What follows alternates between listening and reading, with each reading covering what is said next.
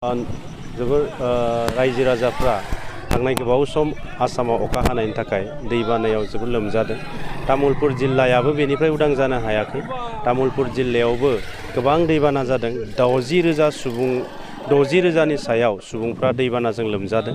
थिग बिदिनो गरायसर नैबे जोंहा तामुलपुर जिल्लानि सिङाव बालाबारियाव पुथिमारिनि दैया खुरखानायनि जाहोनाव मोनसे माथावरि बायदों। माथावरि बायनानै गोबां सुबुंफोरनि आबाद फोथारा खहा जादों। मानसिफ्रा रिलिफआव थानांदों।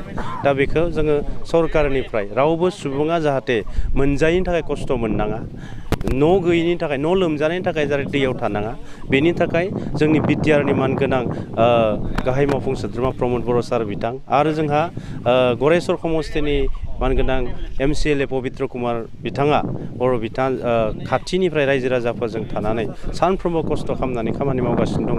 आरो आंबो तामुलपुरनि जिल्लानिनो सासे MLA हिसाबै तामुलपुर समस्तिनि जों बयबो खौसेयै रावबो रावखौबो एंगारलायालासिनो जों खौसेयै दिनै रायजोफोरजों स्टेन्ड जानानै दङ आरो जों थाबाय थागोन।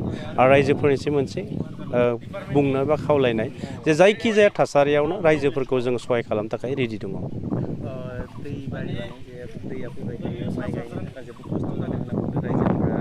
आरो बेजों लोगोसे बेजों बायनायनि जि साखाथियाव थानाय गोबां हायानो जे खहा जालांबाय, बेफोरनि माबाफोर राहा लानांगौ। सरकारनिफ्राय बेखौ सावरायबाय थानाय जादों। नंगौ, दिनैहाय आबाद मावनो जागायजेनदोंमोन।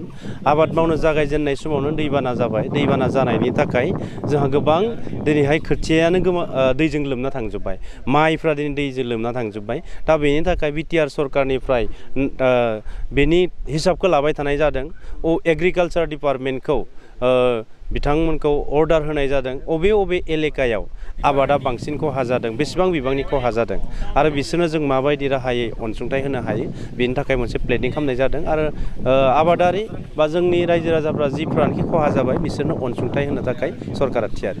नाथाय गोबां आबादथिलिफोरा खहा जाबाय, नाथाय दिनैसिम आबाद फोथारनि जायखिजाया सोद्रोमाया दिनैसिम नुजाथियाखै जे खहा जानाय जायगायाव बे बिथिङाव नोंथाङा बेयो जुदि दिनैसिम जोङो बिदि नंद्राया। जिथु डिपार्टमेन्ट दङ, जोंहा डिपार्टमेन्टनि हेडखौ जोङो मोनफ्रोमबो एलेकानि मण्डलनि जरियते आरो गावबुरानि जरियते, मण्डल आरो गावबुरा आरो जोंहा माखासे एग्रिकालसार फिल्ड वर्कारफोर दङ, बिथांमोननि गेजेरजों माखासे तथ्यफोरखौ लाबाय थानाय जादों।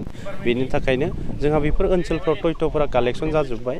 दा कालेक्सन जानायनि उनाव बेनि सायाव मोनसे मेकानिजम बानायनानै थाबैनो रायजोफोरा जाहाथे आबादनिखौ मावफिननो हायो।